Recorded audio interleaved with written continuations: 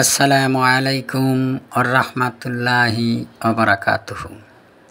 কেমন আছেন ভাই বোন বন্ধুরা? আমি আপনাদের দোয়ার বরকতে আল্লাহর অশেষ মেহেরবানিতে ইনশাআল্লাহ ভালো আছি। আমি আজকে আপনাদের সামনে এমন একটি তদবির দিয়েছি, যেই তদবিরটি 100% পরীক্ষিত এবং খুবই শক্তিশালী। অনেক পুরানা কিতাবের তদবির, আপনাদের যদি কারো ভালো লাগে করবেন, ভালো না লাগে করবেন না। আমার কাছে কেউ করবে না, কোনো জোর নাই। অনেক মানুষ আমাকে বলে, ওস্তাদ হাজিরা দেখেন। ভাই হাজিরাটা কি আমি বুঝতে পারি না। বলে যে একজন কোথায় আছে, আপনি বলে দিতে পারেন সে এখন কোথায় আছে? আমার স্ত্রী চলে গেছে, কোথায় আছে? ভাই বাদ দেন এই সমস্ত জিনিস, এগুলো একদম ভণ্ডামি। এগুলো কেউ বলতে পারবো না, কারণ হজরত সুলাইমান আলাইহিস সালাম মৃত্যুর পর 22টা বছর দাঁড়িয়ে ছিল।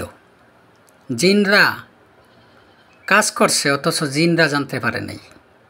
আর আজকের আমাদের মতো এই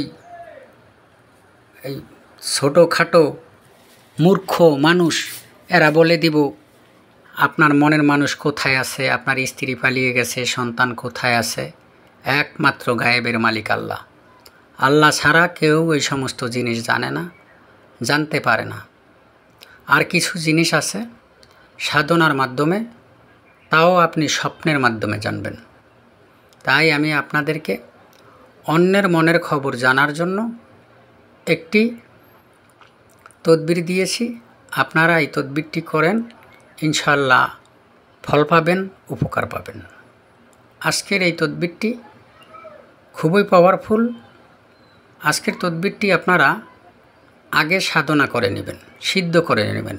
মন্ত্রটি সিদ্ধ করতে হলে আপনার 10,000 বার, 2 লক্ষ বার, 2.5 লক্ষ বার, বর্তমান বইতে তো পাওয়া যায় 10,000 বার, 20,000 বার মুখস্থ করতে হবে। তারপরে আপনি জীবনে 20,000 বার ওইটা বলতেও পারবেন না, 1 লক্ষ বার বলতেও পারবেন না, আর আপনার মন্ত্র সিদ্ধও হবে না, কাজও হবে না। এই মন্ত্রটি সিদ্ধ করার নিয়ম হলো, আপনি 108 বার মন্ত্রটি জপ করার পর মন্ত্রটি সিদ্ধ হয়ে যাবে। যেমন পূর্ণিমার রাত্রে, অমাবস্যার রাত্রে, অথবা শনিবার রাত্রে, মঙ্গলবার রাত্রে। তবে কিছু নিয়ম তো অবশ্যই আছে। আপনি চলতি পানির পাশে দাঁড়িয়ে, যেমন খাল অথবা নদী, জোয়ার বাটা যেখানে লাগে, ওখানে লাল গামছা ফিন্দে আপনি দাঁড়িয়ে 108 বার মন্ত্রটি পড়বেন। এক ধ্যানে আপনার মন্ত্র সিদ্ধ হয়ে যাবে। তাহার পরে আপনি যাহার জন্য করবেন তাহার ছবি আপনার সামনে রাখবেন, অথবা চোখ বন্ধ করলে আপনি তাহাকে দেখতে পাবেন। তাই তাহাকে স্মরণ করে আপনি এই মন্ত্রটি রাত্র 2টার পরে 21 বার পড়বেন। শুধু 21 বার, গোলমরিচ ধনিয়া জ্বালিয়ে নেবেন, তাহার পরে 21 বার পড়বেন। 21 বার পরে আপনি উত্তর দিক মাথা রেখে ঘুমিয়ে যাবেন, ডান হাত আপনার গালের নিচে রেখে। আপনি স্বপ্নের মাধ্যমে ইনশাআল্লাহ জানতে পারবেন যে আপনার স্ত্রীর মনের ভিতরে কি আছে, বা অমুকের মনের ভিতরে কি আছে, সে কি আপনাকে সত্যিকারে ভালোবাসে না অন্য কারো সাথে সম্পর্ক আছে, সব আপনি জানতে পারবেন। তবে মনে রাখবেন, আল্লাহ যদি চায়, আল্লাহ না চাইলে কিছু হয় না।